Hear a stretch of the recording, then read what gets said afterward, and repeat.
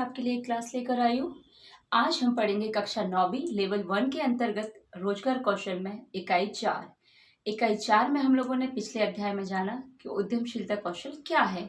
उद्यमशीलता कौशल के बारे में हमने जाना, उसका एक परिचय देखा, उद्यमशीलता के क्या क्या गुण हैं, एक उद्यमी क्या क्या उद्यमी किसे कहते हैं और एक सफल उद्यमी के गुण क्या क्या होते हैं, इसके बारे में हमने जाना। राइट, जो कि हमने सत्र 1 में कवर किया है। अब आज हम जानेंगे पार्ट टू में हम लोग जानेंगे कि एक उद्यमशीलता की भूमिका क्या होती है, एक उद्यमशीलता की क्या भूमिका होती है। ठीक है, तो सबसे पहले हम जानेंगे कि यदि आप एक सफल उद्यमी हैं, ठीक है, तो आपको लगता होगा कि हमारे देश के लोगों की हम कुछ मदद करें, जो देश की उद्यमशीलता को बढ़ावा देते हैं। मतलब कि देश में हम कुछ ऐसा करें जिससे रोजगार का सृजन हो तेजी से बढ़ते हुए। ठीक है, इसीलिए उद्यमशीलता की जो भूमिका है और लाभों को बड़े स्तर पर परिभाषित करने की आवश्यकता है। तो उसमें आज हम जानेंगे कि उद्यमशीलता की भूमिका में कौन कौन से ऐसे बिंदु हैं जो उसके लिए बढ़ावा देते हैं। सबसे पहले हम जानेंगे कि आर्थिक विकास, प्रचलन में मुद्रा। दूसरा हम लोग जानेंगे सामाजिक विकास, ठीक है, जिसमें नौकरियों का सृजन होना।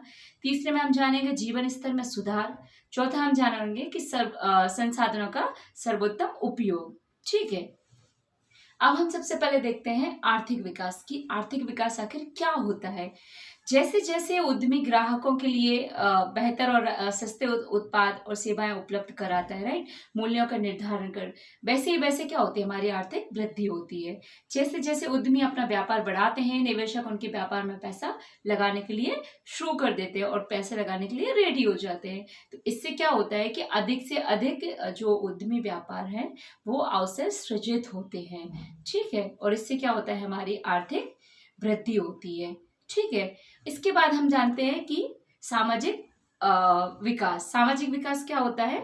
सामाजिक विकास के बारे में हम लोग जानेंगे। सबसे पहले नौकरियों का सृजन करना, मतलब कि सामाजिक विकास से मतलब है कि जब हम देखते हैं कि अगर कोई एक सफल उद्यमी है, ठीक है, उसने एक रोजगार स्टार्ट किया है, कोई भी एक यूनिट लगाई, मान के चलो उसने खिलौने बनाने की एक यूनिट लगाई, और उस यूनिट में वो शुरू में जब यूनिट लगाई उसने, तो उसको मतलब कि सिर्फ 4 लोगों की जरूरत पड़ रही थी उसके उस वर्क प्लेस पे काम करने की। ठीक है, लेकिन जब उसका जो व्यापार है वो बढ़ने लगा धीरे धीरे, 4 महीने 6 महीने साल भर बाद उसको उसी जगह पे उसको 20 लोगों की जरूरत लग रही है। राइट, क्यों? क्योंकि उसके जो व्यापार है उसमें वृद्धि हो रही है। जब व्यापार में वृद्धि होती है तो आपकी जो आय होती है उसमें भी वृद्धि हो रही है।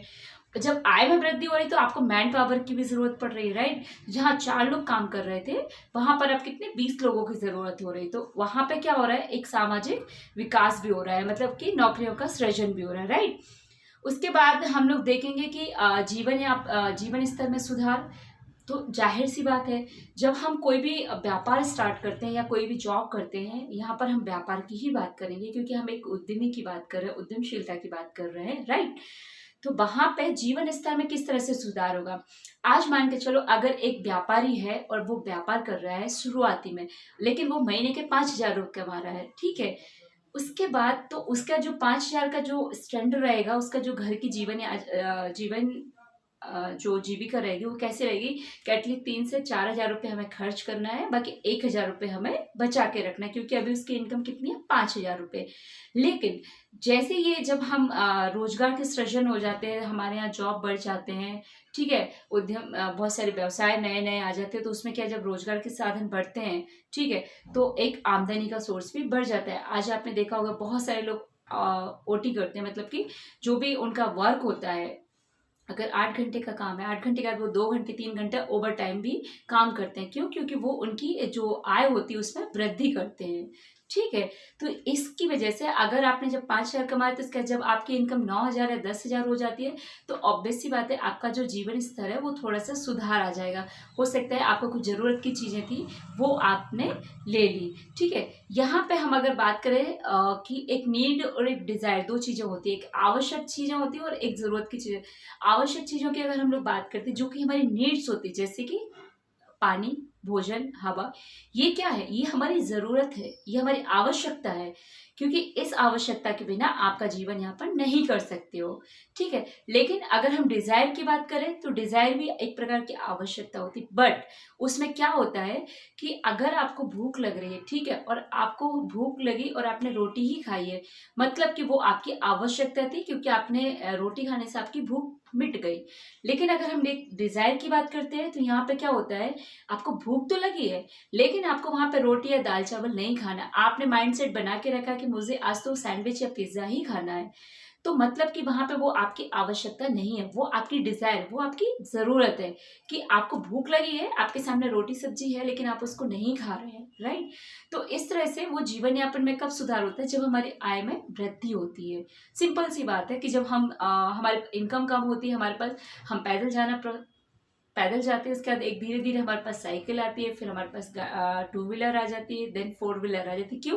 क्योंकि हमारी कहीं न कहीं आय में वृद्धि होती है। जब आय में वृद्धि होती है, तो हमारे घर में जो साधन होते हैं, संसाधन होते हैं, उनमें भी कहीं न कहीं मॉडिफ़िकेशन होता रहता है, चेंजेस आते रहते हैं, राइट? इसके बाद में हम देखेंगे कि जो संसाधन है, उसका सर्वोत्तम उपयोग। अब संसाधनों का जो सर्वोत्तम उपयोग होता है, वो किस तरह से होता है? हमारे चारों ओर क्या है, नवीनीकरण और अपर्याय ऊर्जा के विविध प्राकृतिक संसाधन उपलब्ध है। आज की आज की अगर हम समय की बात करें, तो हमारे जो चारों तरफ नवीनीकरण ऊर्जा, नवीनीकरण मतलब कुछ ऐसी यंत्र, हर चीज का चारों तरफ कहीं ना कहीं विस्तार हो रहा है, ठीक है? तो जो उद्यमी होते हैं, वो इन संसाधनों को कम कीमत पर और अधिक लाभ पर उपलब्ध कराते हैं, राइट? तो ये क्या हो जाता है कि सर्वोत्तम उपयोग हो जाता है उन संसाधनों का। जैसे कि पहले हम घड़ी कंपलसरी बांधते थे, क्योंकि हमें घड़ी की आवश्यकता होती थी समय देखने के लिए। लेकिन आज हमारे पास मोबाइल है, तो हम घड़ी को कम कर दिए। घड़ी को हम पहनते शौकिया तौर पे ही पहनते हो, जनरली पहनते भी हैं। लेकिन आज हमारे पास मोबाइल आने से क्या हो गया, हम घड़ी को थोड़ा सा कम इम्पोर्टेंस देते हैं। हम घड़ी अगर नहीं भी पहने होंगे, तो हम उसमें रिग्रेट फील नहीं करेंगे कि हम घड़ी घर पर भूल कर आ गए, राइट? क्योंकि हमारे पास जिस चीज़ के लिए हमें घड़ी की ज़रूरत है, वो ज़रूरत किससे पूरी हो रही? फ़ोन से।